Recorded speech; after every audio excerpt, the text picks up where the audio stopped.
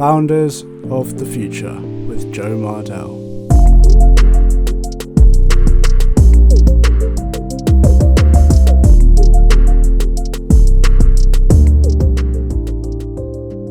Welcome to Founders of the Future, the podcast making emerging technologies accessible to anyone. My name is Joe Mardell, and in this podcast I interview founders of technology startups who are pioneering our future using emerging technologies to create new industries, business models, and opportunities. In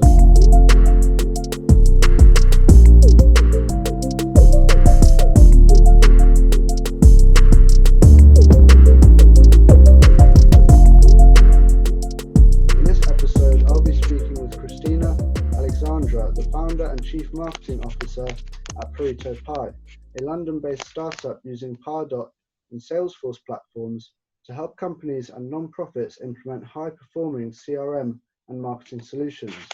Kristina is an 8 times certified CRM and marketing expert and was also named as the 2020 Salesforce Marketing Champion. So are you sure you know your stuff, Kristina? I'm trying to find my way around the industry. Well, I have to say it's a very, very impressive CV. So I'm sure you're one of the best people to speak to if you want to learn about marketing and CRM. Thanks for coming on the podcast today. Thank you for inviting. No problem. So should we start off by just, if you wouldn't mind telling us a little bit about your story, how you got into the whole marketing scene and what led you to start Pareto Pi? Great question. Probably my story started 7 years ago when I actually moved to UK, and I found myself, I guess, my background is actually in choreography and dancing, and I would never think that I would ever touch a laptop or have a job related to laptop. But life happened, and actually my ex-partner was a founder of a consultancy firm like mine's at the moment as well at that time. So I found a passion in helping him, testing his apps, developing interesting solutions and designs for his projects. And slowly and surely, somehow I found my way and developed a probably specific niche and a skill set that was more related to marketing, because that kind of really resonated with kind of my passion and the heart for creating something that is more kind of voluminous, visual, and appealing to us consumers. And I started, I guess, learning more about Salesforce. I really engraved and put myself out there in the community, started meeting a lot of interesting people.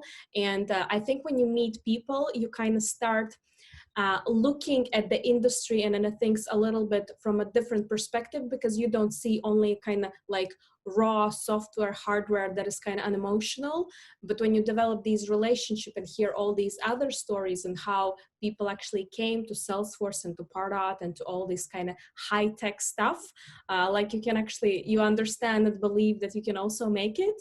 And then somehow and surely, like, you find your kind of small niches, areas where you feel, oh, this is really cool, I'm really passionate about it. And then years go by, and I really found my passion. I really found specific area and developed skill set around that kind of supported my kind of passion and the vision and how exactly I can help different businesses. Because I mean, like every person, like every business, we are specializing and focusing in something very in-depth and specific. And I know, for example, when customers come to me, they know that I really prize all the marketing and automation, and I know how to utilize Salesforce and Pardot out of the box to really excel businesses' marketing efforts, and how to really approach and appeal to their customers, to their clients, to their users, to their subscribers. And because I kind of also probably obviously took my a little bit stagey and show background into the marketing, like I really know what people like. At least I believe I really have a feeling how to capture person's attention. And this is what I'm doing for the past 2 years for myself. Yeah, I think I left my permanent job in the end of 2018, and since then rocking it. Great. Yeah, yeah. It sounds like you've definitely found the right course, and it's really great to hear that you're doing something that you're very passionate about.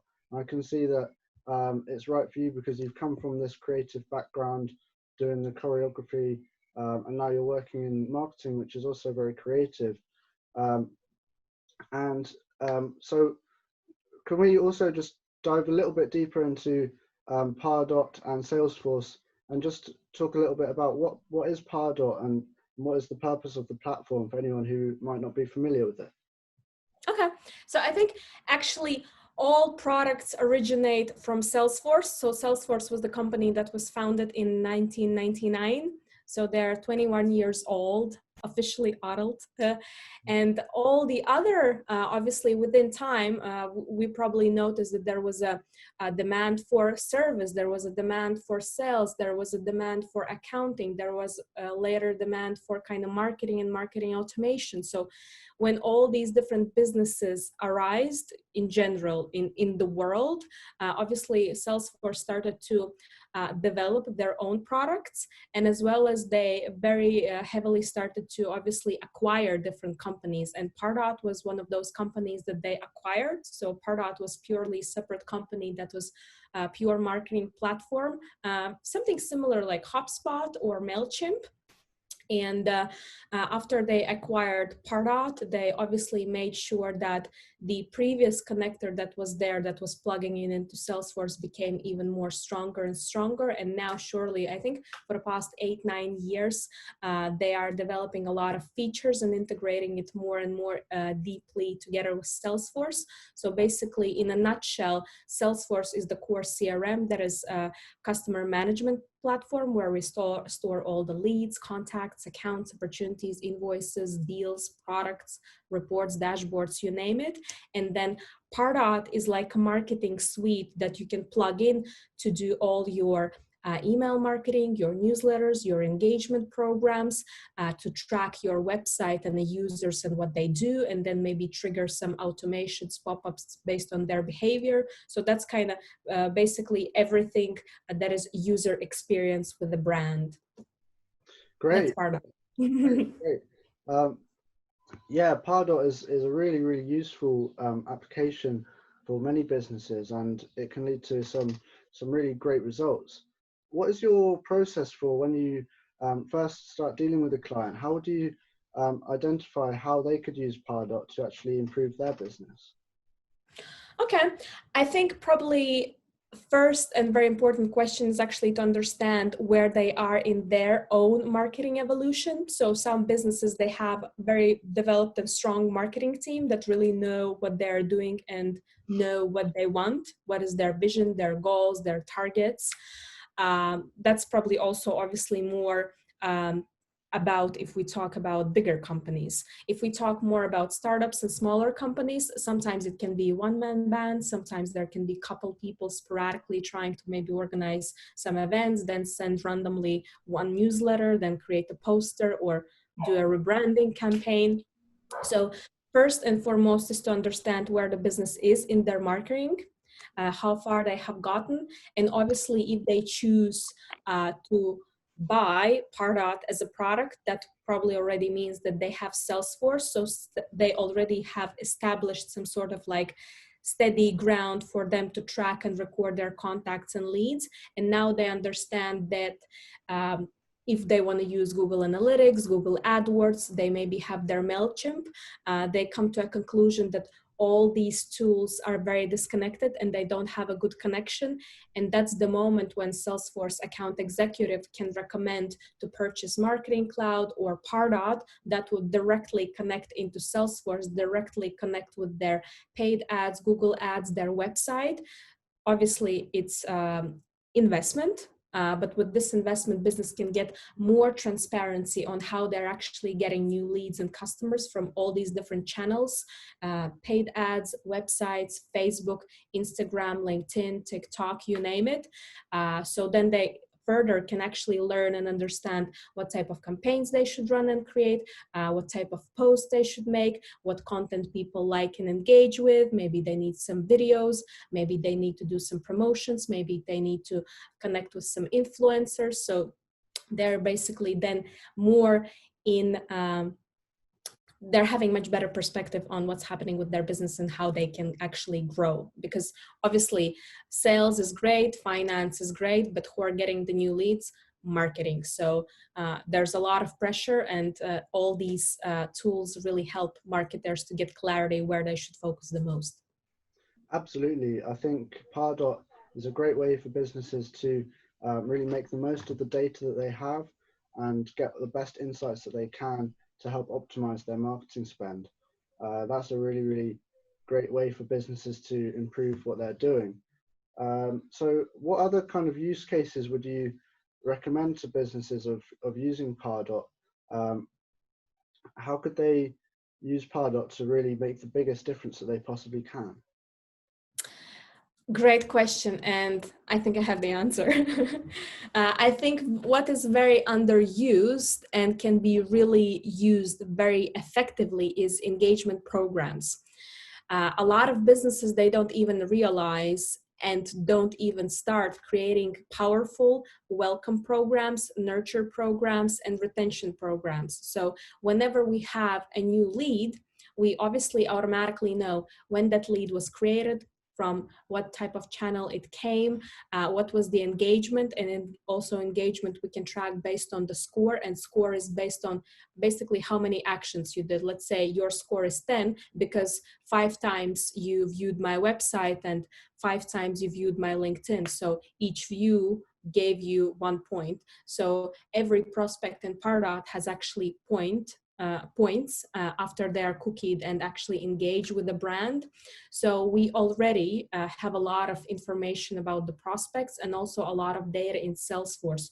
All their maybe product interests, their address, or at least their country.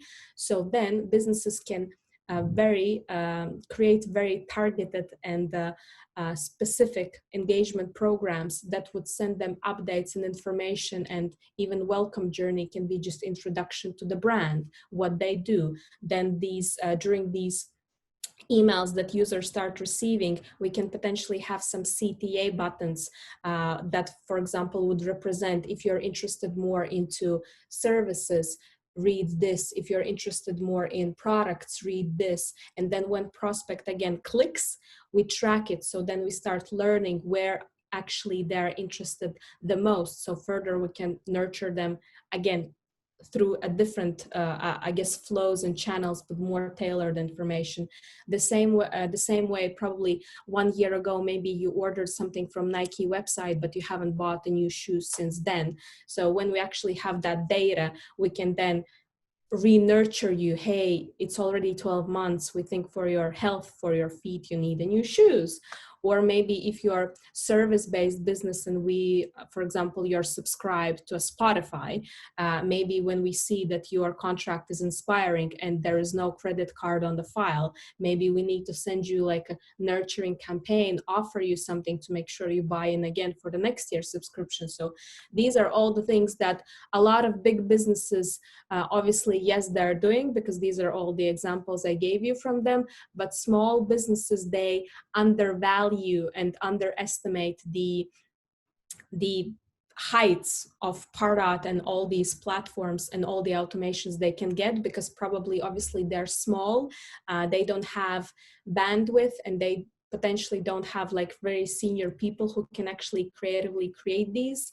And then sometimes, or most of the times, unfortunately, they purchase something, but then they think because this is so expensive, they already did everything, and then obviously they don't hire consultants who can actually really help them to create a vision and help them to get more revenue out of their investment.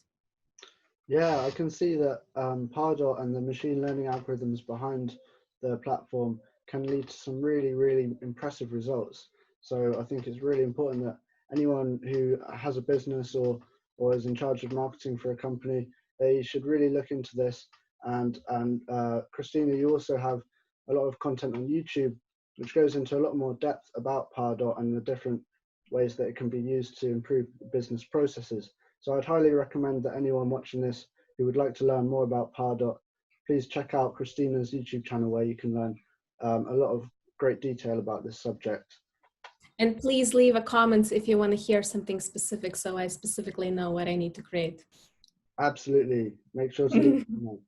So I'd also like to just talk about the YouTube channel and also other kinds of internet content. How long have you been putting out content online?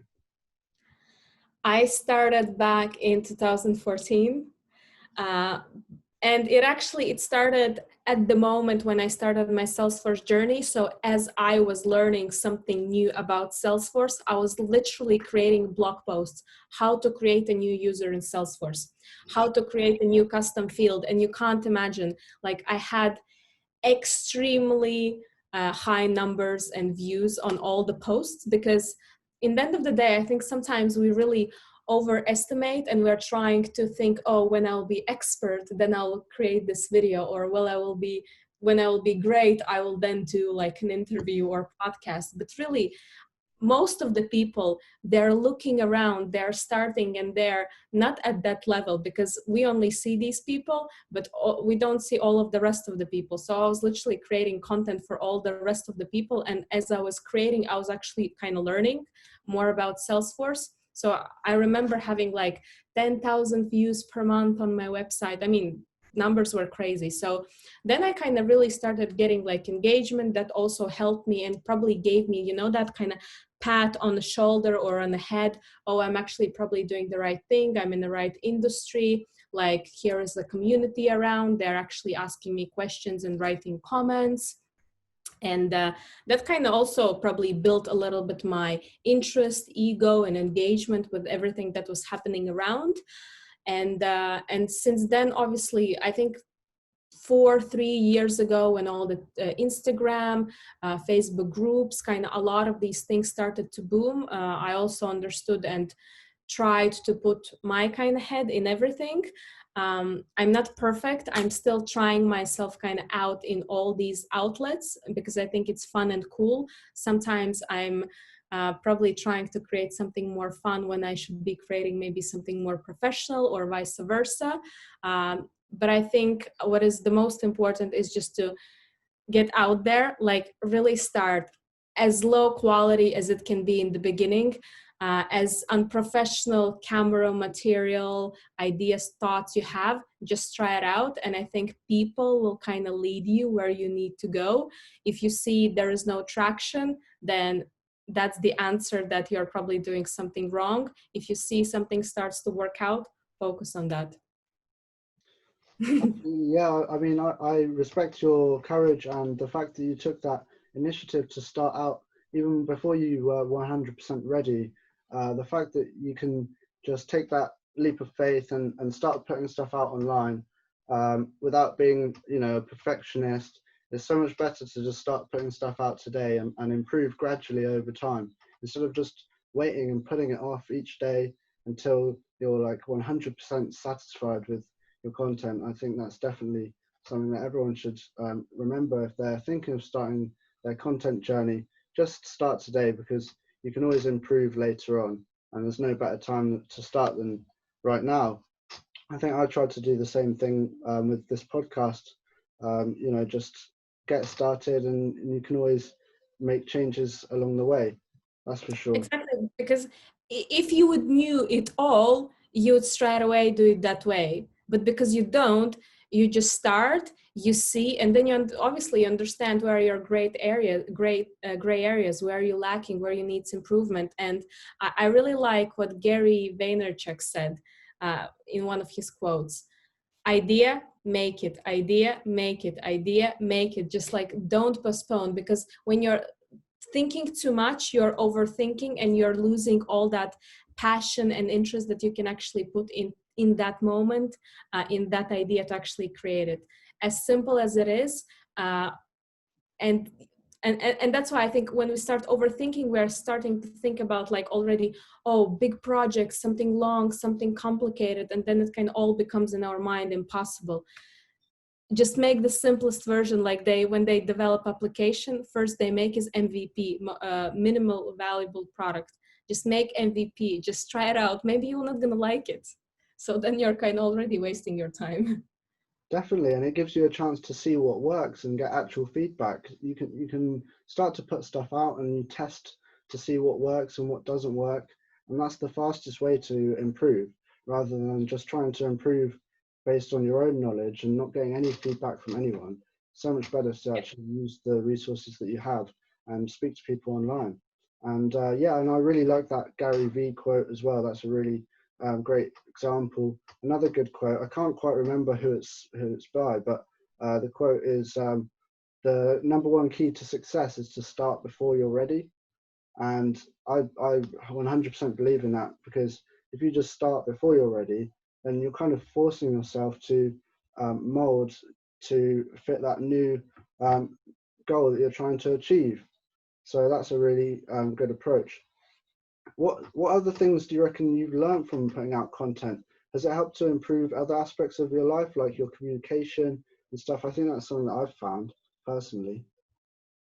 I think totally. Like when you're creating content, if it's something that I write, obviously that has immensely helped me to improve my English, because obviously I'm originally coming from Russian family. In school, I studied in Latvian, so English is like literally my third language.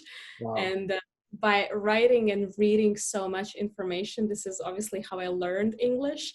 Mm. And then if we talk about YouTube, I mean, I remember starting to like do even like a travel vlogs, like, you know, when you're with somebody together and you just know, go somewhere on the vacation, on the interesting location, then you like take your camera, you put it in front of your face and trying to say something meaningful, but then you understand you're literally zero at this, like nothing interesting even comes out of you. So and that's why when you see yourself kind of fail in a good way, you understand, great, that's, I have an amazing opportunity to improve here and become something better, something that people will want to watch. Obviously it's all time, like you don't get biceps after one training, you don't get like a trophy after like sitting on a couch and watching a movie, but if you kind of, if it clicks, like if it becomes interesting, that's why I think it's very, very important to never lose that inner child, because our inner child was never scared. Like he always went there and treated everything as a game. So for example, I even remember my first job interview for Salesforce job. Like my CV was, let's say, maybe 80% wrong in a way that it wasn't really true. But and then in my mind, obviously I studied in acting university, and I just told myself, Christine, just don't take this seriously, just have fun and just like make this your best act, like really feel it, like believe in it. And then I don't know, it's probably half of my life is like that, just fake it till you make it, like just believe in yourself that you can, just set your mind high, and then obviously do the work, like do the video, do the blog, do like show up at the event, just go talk. And I mean, when you kind of start doing these things and motion actually create and generate these results. Because I mean, maybe you're great at A, somebody's great at B, this is how you connect with people and create something better, and try to give your energy to the another person, receive some energy, some knowledge back, and this is how we grow people. Like we're not the solopreneurs, we are like entrepreneurs, so we need to just connect and do it all together, and then it works out Yeah, better. 100%, 100%. And I think the best way that I've found to personally stay motivated and consistent with putting out content online for me is the strategy of building it into your actual routines. So I've found once I make content part of my daily routine and just build it into what I do on a day-to-day basis, it becomes a lot easier to motivate yourself to do it, because it's not something out of the normal. It's just, you know, you do it without thinking. It's almost like brushing your teeth. You just get on with it. Have you found that that's a good approach for you? Do you try to build stuff like that into your day-to-day routines? I mean, exactly, it's just like Most of the times, and a lot of times we fail because we do nothing, and then we try to create like a very strict routine. I'm gonna wake up at 5:30, I'm gonna meditate, I'm gonna go for a run, I'm gonna have my protein shake, then I'm gonna do this and this. Like, I mean, it's like, you know, from zero to hero. It doesn't happen like that. I think, like you said, exactly, like incorporating that one thing, like I have my usual stuff, but I need to cross this checkbox and put a post, or I need to do, like, for example, for you, maybe it's like interview a day, like something that you know will gonna happen and your mind is already there, and it just like, it kind of becomes natural. Like the same way, for example, for most of my life, or my whole life, I was brushing my teeth, like you said, with my right hand. And then 2 years ago, when I started kind of putting myself, I mean, trying myself out into fitness, I really kind of realized, like, even like the biceps and the whole right side is much more developed than the left side. So for the past 2 years, I'm now brushing my teeth with the left hand, and now I can properly brush my teeth with the left hand. So just like, it's time, it's 2 years, but now I can do it. So it's like with Amazing. everything. Amazing. So it's a superpower. It will allow you to make massive changes to your life without you even noticing. And yeah, I completely agree that building something into your routine is the best approach. What other sort of routines or habits do you like to include that you find to help with your success? Um, I'm not 100% perfect at this, but 70% of the times I wake up at 6 o'clock. I start my day with meditation, and I really feel like a lot of people kind of still believe it's this woo woo wah wah crazy thing. But I have actually went to Bali, and I really worked with teachers, like to really actually understand like the meaning behind meditation and how you do it, and even like learn all about the yoga and asanas and all these type of things.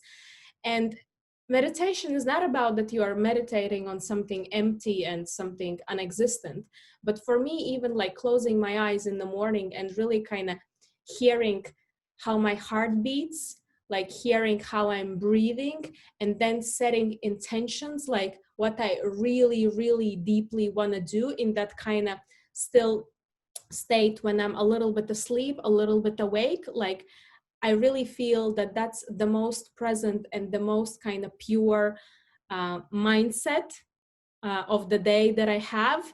And then when I really kind of put a more emphasis on all those kind of pure and good intentions and the thoughts, I really feel it carries with me for the rest of the day.